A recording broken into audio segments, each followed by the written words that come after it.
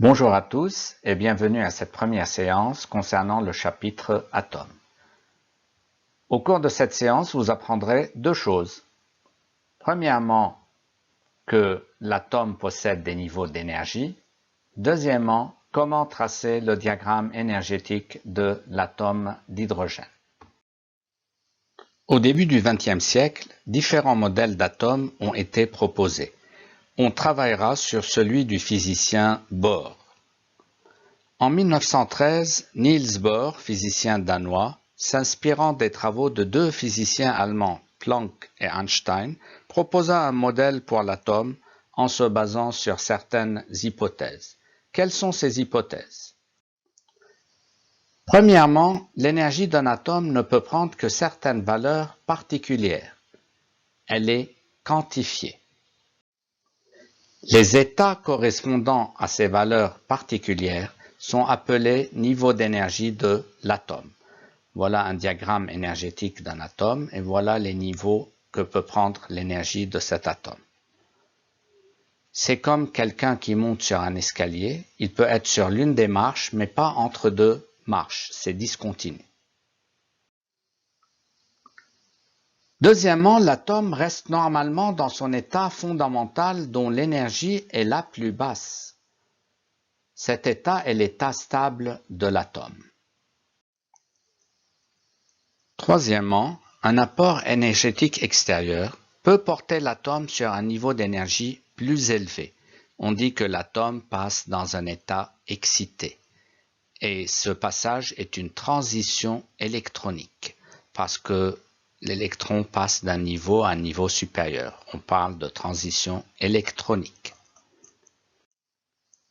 Quatrièmement, les états excités sont des états instables.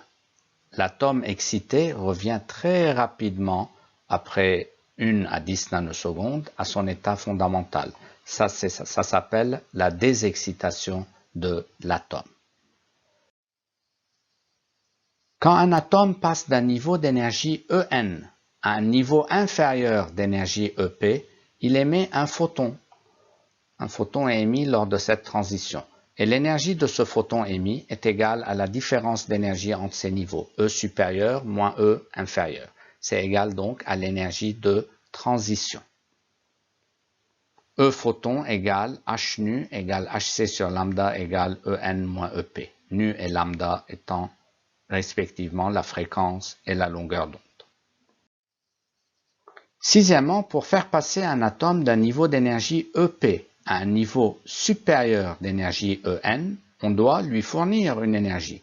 Et cette énergie doit être égale à l'énergie de transition entre les niveaux, En moins Ep. E fourni, c'est donc En moins Ep. Cette énergie peut être apportée par un photon. Pour faire passer l'atome de Ep à En, il peut recevoir un photon. L'énergie du photon, dans ce cas, doit être exactement égale à l'énergie de transition. Si cette énergie de transition est par exemple de 5 électronvolts, si le photon a 4, ça ne marche pas, il a 6, ça ne marche pas non plus. Donc il faut que ça soit exactement égal. E du photon égale H nu égale Hc sur lambda égale En moins Ep. Ça peut être fait par un électron. Si un électron frappe l'atome qui se trouve dans l'état Ep, pour réaliser la transition Ep vers En, l'énergie cinétique de l'électron doit être au moins égale à l'énergie de transition. On reprend l'exemple, si cette énergie de transition est de 5 électronvolts, l'électron peut assurer cette transition si son énergie est au moins égale à 5 électronvolts. EC électron est supérieur ou égal à En moins Ep. C'est la condition pour pouvoir réaliser cette transition. Faisons un exercice d'application. EA et EB désignent deux niveaux d'énergie d'un atome donné. Cet atome est initialement dans l'état EA. Un photon d'énergie 3,5 électronvolts peut-il faire passer l'atome à l'état EB? Justifiez la réponse. Deuxième question. Même chose pour un électron d'énergie cinétique 6 électronvolts. Bien. Pour résoudre ce problème, il va falloir commencer par trouver l'énergie de transition du niveau A au niveau B. Cette énergie a pour valeur E supérieur moins E inférieur, donc EB moins EA égale 4 électronvolts. L'énergie du photon, qui est 3,5 électronvolts, elle est différente de EB moins EA. Conclusion, le photon ne peut pas assurer cette transition. Qu'en est-il de l'électron? L'énergie cinétique de l'électron est 6 électronvolts. Elle est supérieure à EB moins EA. On sait que l'électron peut assurer une transition si son énergie cinétique est au moins égale à celle de la transition. C'est bien le cas ici, donc il peut faire passer l'atome du niveau A au niveau B. Passons maintenant à l'étude de l'atome d'hydrogène. L'atome d'hydrogène est le plus simple des atomes. Il est formé d'un proton et d'un électron. Pour cette raison, il a été largement étudié tant au niveau théorique qu'expérimental.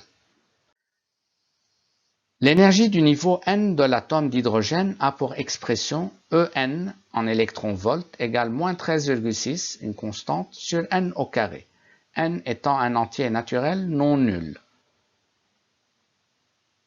Pour n égale 1, il est dans cet état, le plus bas, c'est l'état fondamental. Pour n égale à 2, il est dans cet état, ça s'appelle le premier état excité. Pour n égale 3, il est là, etc. Si on continue, on arrive à n infini, c'est l'état ionisé. À partir de là, l'électron quitte l'atome et l'atome devient un ion. Cet état ionisé est généralement pris comme référence, c'est-à-dire on lui attribue l'énergie 0. Pour cette raison, les autres énergies sont négatives. Bien. Pour l'état fondamental, n égale 1, E1 égale moins 13,6 sur 1 au carré. On trouve cette valeur-là, moins 13,6 électronvolts. Pour n égale 2, on trouve En égale moins 13,6 sur 2 au carré, donc moins 3,4 électronvolts, et ainsi de suite. De cette façon, on peut construire au fur et à mesure le diagramme énergétique de l'atome d'hydrogène. Faisons une application sur l'atome d'hydrogène.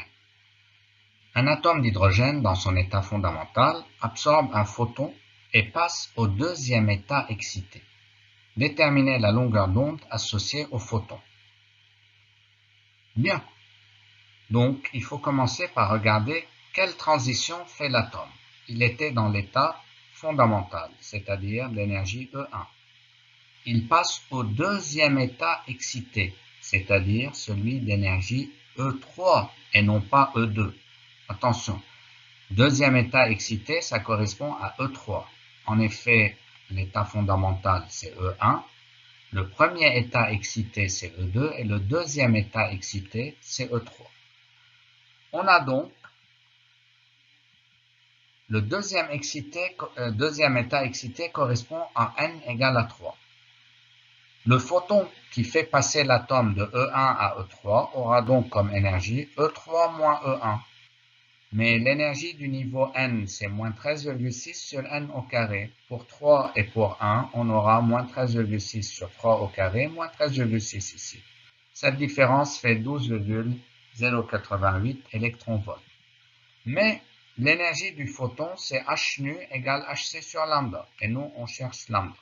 Donc, il faut faire le calcul en isolant lambda et en faisant attention à transformer cette énergie de électronvolts à joules. Okay? En multipliant par 1,6 10-19 joules.